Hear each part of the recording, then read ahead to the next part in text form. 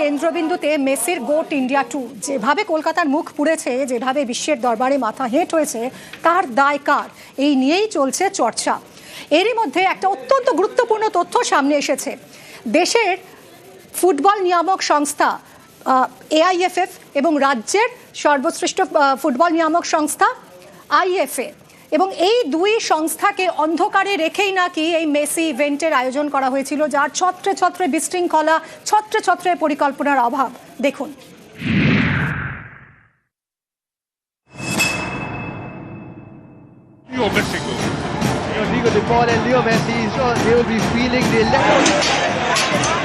Football বিশ্বের সব থেকে বড় তারকাকে নিয়ে মেগা ইভেন্ট, অথচ সেটা জানানোই হয়নি দেশের শীর্ষ ফুটবল নিয়ামক সংস্থা এআইএফএফ কে এবং রাজ্যের আইএফএ কে।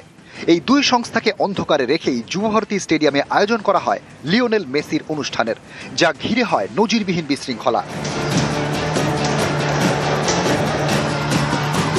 এই খেলোয়াড়দের আনার একটা প্রোটোকল থাকে, কি কি ইন্টারন্যাশনাল বিধিনিষেধ আছে এগুলো সব দেওয়া থাকে, এর কোনোটাই মানা হয়নি। এই ঘটনাটা বাধা হয়ে দাঁড়াবে বড় কোনো ইন্টারন্যাশনাল ম্যাচ করার ক্ষেত্রে, বড় বাধা দেবে। এই পুরো ব্যাপারটাই কিন্তু আইএফএ এর কোনো মতামত চাওয়া হয়নি, কোথাও থেকে আইএফএ কে কোনো কিছু জানানোও হয়নি, পুরোটা আইএফএ কে ডার্কে রেখে করা।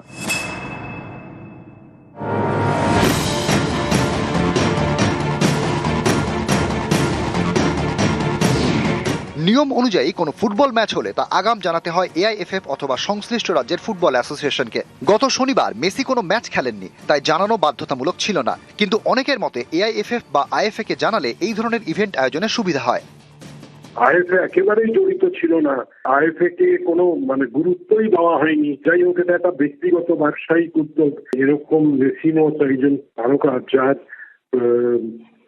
জনপ্রিয়তা তুঙ্গে থাকে সব সময়, ক্রীড়া প্রশাসনটা বা ক্রীড়া সংগঠনটা এটা সবাই জন্য নয়। It is not everybody's cup of tea. এর জন্য আলাদা দক্ষতা লাগে, অভিজ্ঞতা লাগে।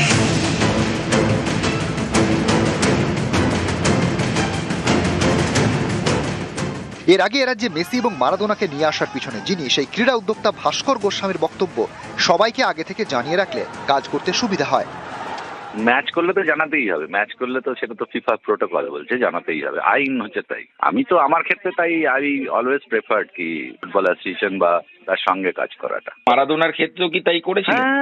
হ্যাঁ, আইএফএ কে সাথে নিয়েই করেছিলাম, এবং তাতে সুবিধা হয় তো, তুমি এক্সট্রা হ্যান্ডস পাও, তুমি তোমার সাথে আরো অনেক বড় টিম পাও একটা।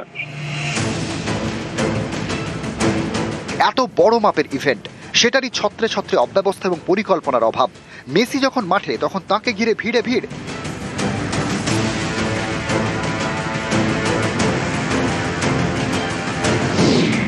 এরা কারা? এরা মাঠে ঢোকা ছাড়পত্র পেল কিভাবে? আমি চিনি তো না, কি করে বলবো বলুন তো যে কাদেরকে কি হয়েছে।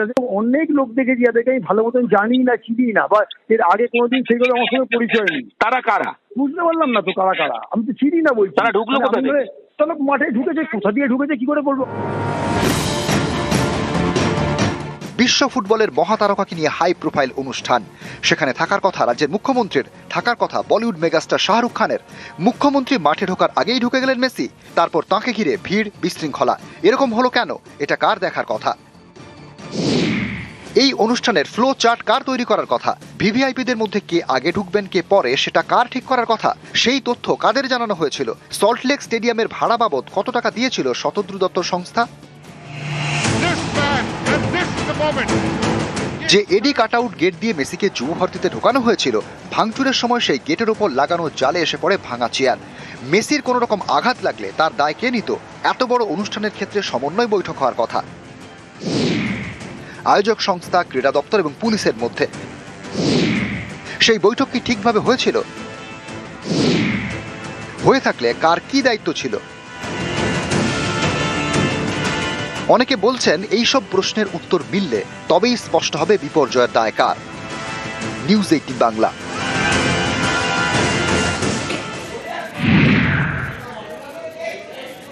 চড়া দামে টিকিট কেটে ফুটবল প্রেমীরা, মেসি ভক্তরা তারা এসেছিলেন একটু মেসিকে দেখবেন বলে, কিন্তু দেখা তো দূরস, তাকে ঘিরে সর্বক্ষণ মাঠে একটা ভিড়। কারা এরা? কাদের পারমিশনে এরা ঢুকেছে? এদিকে পুলিশ এই ঘটনায়, বিশৃঙ্খলার ঘটনায় গ্রেফতার করেছে 5 জনকে। আর এতেই পুলিশের ভূমিকা নিয়ে প্রশ্ন উঠছে, কারণ এই যুবভারতীতে ভাঙচুরের ঘটনায় যাদের গ্রেফতার করা হলো তারা তো ফুটবল প্রেমী। এই ঘটনায় টার্গেট তাহলে ফুটবল প্রেমীরাই। এত ভিড়ে মেসিকে দেখতে না পেয়েই তো বিশৃঙ্খলা। কাদের গাফিলতিতে সেদিন মাঠে এত ভিড় হয়েছিল? আসল দোষীদের না ধরে সাধারণ দর্শকদের গ্রেফতার। ফুটবল প্রেমীদের গ্রেফতারে প্রশ্নের মুখে পুলিশ। আমাদের তরফ থেকে সাবমিশন ছিল, আমরা দুজনের হয়ে আজকে অ্যাপিয়ার করেছি। একজন আসামি হচ্ছে বালুরঘাটের নর্থ বেঙ্গলে, উনি ওখান থেকে এই কেসে হচ্ছে আমি নিজেই ভিকটিম।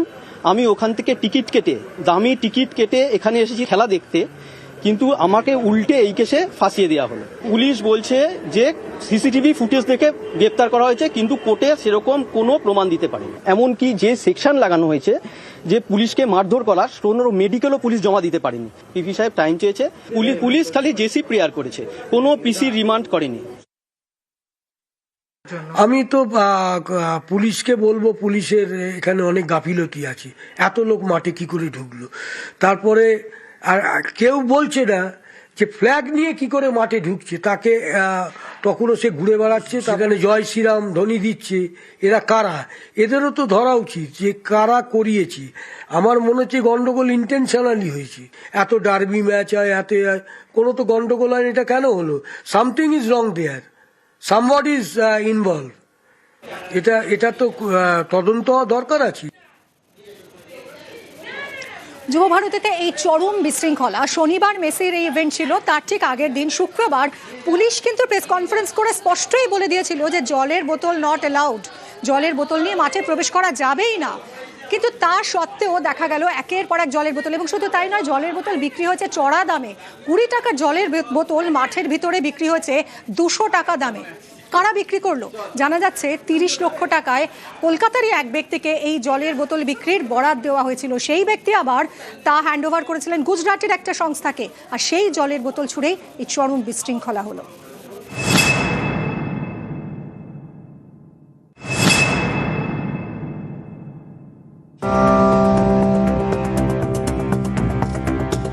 শনিবার সল্টলেকে মেসি শো। সেই অনুষ্ঠানে চূড়ান্ত বিশৃঙ্খলা। মাঠের মধ্যে মেসিকে ঘিরে ভিড়, ফলে স্টেডিয়াম থেকে মেসিকে সেভাবে দেখাই যায়নি। এর জেরেই যুবভারতীতে তাণ্ডব। মাঠে দেদার ছোড়া হয় জলের বোতল। অভিযোগ, স্টেডিয়ামে জলের বোতল চড়া দামে বিক্রি করা হয়। 20 টাকার জলের বোতল 200 টাকায়।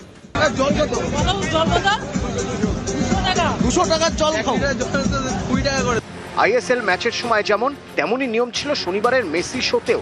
জলের বোতল নিয়ে স্টেডিয়ামে ঢোকা যাবে না। স্টেডিয়ামের ভেতরে পর্যাপ্ত পরিমাণ জলের ব্যবস্থা থাকবে। কোনো জলের বোতল যদি আমরা গেটে দেখি, তাহলে আমাদের কিন্তু সেই জলের বোতলটা আমরা এলাও করতে পারবো না। জলের বোতল নিয়ে সল্টলেক স্টেডিয়ামে ঢোকা বারণ, অথচ স্টেডিয়ামেই বিক্রি হলো জলের বোতল।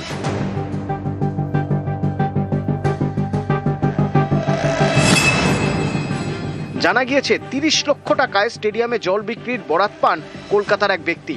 তিনি নাকি সেই জল বিক্রির দায়িত্ব দেন গুজরাতের একটি সংস্থাকে। সংস্থার মালিকের নাম নমিশ পাটেল। मालिक का नाम क्या है? निवेश पाटिल। कहाँ का? गुजरात। कि वो 30 लाख रुपए किसको दिया था? वो ऑर्गेनाइजर को दिया उन्होंने। তুমি দোকান নিয়েছিলে? হ্যাঁ, দোকান নিয়ে বিক্রি করার জন্য। হ্যাঁ। কটা দোকান? একটাই। কত টাকা নিয়েছিল তোমার থেকে? 40,000 টাকা। তো এটা কাকে দিয়েছিলে টাকাটা? ওই তো বলছি তো খোকন, যাও না, ধরলে ওকে ধরো না। স্টেডিয়ামে এভাবে জল বিক্রির অনুমতি তাহলে দিল কে? ফুটবল মাঠে তো জল বিক্রি হয় না, সেখানে টেন্ডার ডেকে নাকি 30 লক্ষ টাকা দিয়ে জল। এক্স্যাক্টলি, এটা তো আমার কোনো ক্লু নেই আমার কাছে। আমাদের ফুডের পারমিশন আমরা চেয়েছিলাম। পুলিশ জানিয়ে দিয়েছিল স্টেডিয়ামে জলের বোতল নিয়ে ঢোকা যাবে না। আয়োজকদের দাবি, স্টেডিয়ামে জল বিক্রির অনুমতি তারা পুলিশের থেকে পায়নি। আবার যারা স্টেডিয়ামে জল বিক্রি করেছেন তাদের দাবি 30 লক্ষ টাকায় বরাত পেয়েছেন। তাহলে জল বিক্রির এই বরাত দিল কে? প্রশ্ন হচ্ছে, জল যখন বিনামূল্যেই দেওয়া হচ্ছিল এবং কাপে করে দেওয়া হচ্ছিল, জলের বোতল বিক্রির অনুমতি এলো কোথা থেকে? কে টেন্ডার ডাকলেন? কে টেন্ডারের মাধ্যমে 30 লক্ষ টাকায় বরাত দিয়ে দিলেন? বিক্ষোভের প্রথম আজ ছিল জলের বোতল ছুঁড়ে মারা মাঠে। এই বোতলগুলো কোথা থেকে আসলো? প্রশ্ন অনেক, উত্তর খুঁজছে প্রশাসন। ক্যামেরায় অসিতের সাথে ইরন রায় বর্মন, নিউজ 18 বাংলা।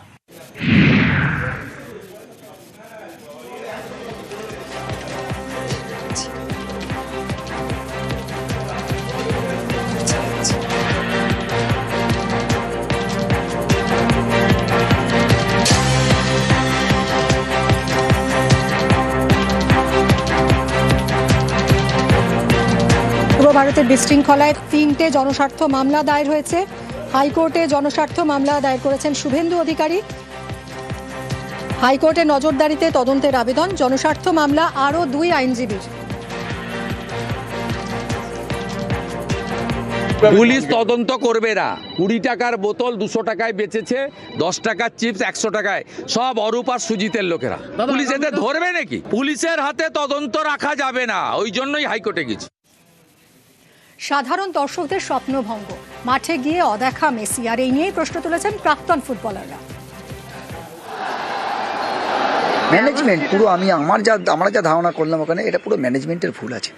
ম্যানেজমেন্ট ভুলের জন্যই আজকে আমাদের চোখের সামনে, যেখানে আমরা বড় হয়েছি, যেখানে এত নাম কামিয়েছি, সেই স্টেডিয়ামটা চোখের সামনে যখন দর্শকরা নেমে যেভাবে ভাঙচুর করছে, বা এটা আমরা কোনোদিনই কাম্য নয়, ভাবিনি। আমার অনেক বন্ধু এসেছিল, আসাম থেকে এসছে, দিল্লি থেকে এসছে, অনেক জায়গা থেকে এসছে। তারা যখন তাদের বাচ্চাকে নিয়ে মেসিকে এক ঝলক দেখতে পায়নি, তাদের যে রাগ, তাদের যে ক্ষোভ, তারা পুরো উগড়ে দিয়েছে মাঠের উপরে। অ্যাটলিস্ট আমার মনে হয় যদি একটা চক্কর যদি এরকম হুটখোলা গাড়িতে বা যে কোনো একটা গাড়িতে বসিয়ে, যেরকম আমরা সুনীলকে দেখলাম, ছেত্রীকে, তেন্ডুলকারে যখন দেখলাম, যখন নিজের জার্সি দিচ্ছে, কোনো ডিস্টার্বনেস নেই পাশে, ও বাচ্চাদের সঙ্গে বল মারছে, আমরা তো এটা আশা করেছিলাম। হেন কোনো লোক নেই যে ওকে 1 সেকেন্ডের জন্য তাকে ছাড়েনি। দেখো, ফার্স্ট টু লাস্ট আমি দেখেছি মেসিকে যেখানে ড্রপ করেছে, আমার মনে হয় যেখানে ড্রপ করেছে সেখানে ড্রপ করা উচিত হয়নি। ওখানে সানরুফ ছিল গাড়িতে যদি ওনাকে একটা ল্যাব বা 2টো ল্যাব করিয়ে দিতেন, হয়তো এই ঘটনা ঘটতো না। আর তারপরে যে ঘটনাটা হয়েছে সেটা খুব লজ্জাজনক ঘটনা। মানে এরম ভাবে এত লোক দেখতে এসেছিল যাদের চোখে জল পড়েছে, আমার মনে হয় এটা কাম্য নয়, এটা আমার মনে হয় অ্যাকসেপ্টেবল না। ও এসছে লোক পাবলিক দেখার জন্য, পাবলিক ওকে দেখবে, ও পাবলিকদের দেখবে, কিন্তু যা ওখানে ক্যাওয়াস হয়েছিল আমার মনে হয় এটা হওয়া উচিত হয়। কাকে কাকে দোষারোপ করবেন? দোষারোপ আমরা নিজেকে যদি আমরা ঠিক না করতে পারি, প্রলোভন যদি না ছাড়তে পারি, তাহলে এই ঘটনা বারবার ঘটবে। আমার বেশি জিনিসে মনে হয়েছিল যেটা হয়তো প্ল্যানিংটা, হয়তো ওদের প্ল্যান ছিল বাট এক্সিকিউশনের অভাব ছিল। মেসি শুধু সেলিব্রিটি হয়, মেসি যখন এসছে তার জন্য আরো অনেক বেশি প্রোটোকল মেনটেন করা উচিত ছিল। বিকজ তাকে ঘিরে এত মানুষ ছিল যে আমরা মাঠে দাঁড়িয়েই আমাদের কাছ থেকে মেসিকে দেখা খুব অসুবিধা একটা বিষয় ছিল। আর যারা স্টেডিয়ামে রয়েছে তাদের জন্য ডিফিকাল্ট, কারণ দূর থেকে তারা মেসিকে দেখতে পাচ্ছে এবং দেখতেও পায়নি। ইনফ্যাক্ট একটা মানুষের একটা ঢল দেখতে পেয়েছে যার মধ্যে মেসি নিজের ছোটখাটো চেহারা, সেটা বুঝে আরো ডিফিকাল্ট। দায়ী সবাইকে নিতে হবে দায়টাকে, বাট অর্গানাইজ আরো ভালোভাবে হতে পারতো এবং সব থেকে বড় প্ল্যানিং থাকলে এক্সিকিউশনের বড় প্রবলেম ছিল। সবচেয়ে মাইনাস পয়েন্ট হয়ে গেছে যে মেসিকে কিন্তু হুটখোলা জিবে ঘোরালে কিন্তু এই গন্ডগোলটা হতো না। মাঠে তো বোতল নিয়ে যাওয়া বারণ ছিল, সেই বোতলগুলো কি করে পুলিশ থাকার পরে, আমি জানি না এরকম কলকাতা মাঠে হচ্ছে ডার্বি ম্যাচে কত বেশি ভিড় হয়। কলকাতাকে জানি না এরকম আগে কোনো দিন হয়েছে কিনা, এরকম কুলসিত করার কোনো মানে হয় না। কারণ প্রথম কোশ্চেন হলো মেসিকে যদি 15-20 মিনিটও দেখতে পারতো পাবলিক, মেসি এর আগেও তো এসছিল, কিন্তু এই উচ্ছৃঙ্খলতা কিন্তু হয়নি। সেটা কলকাতায় হয়েছে এবং এদের সময় হয়েছে 14 বছর আগে।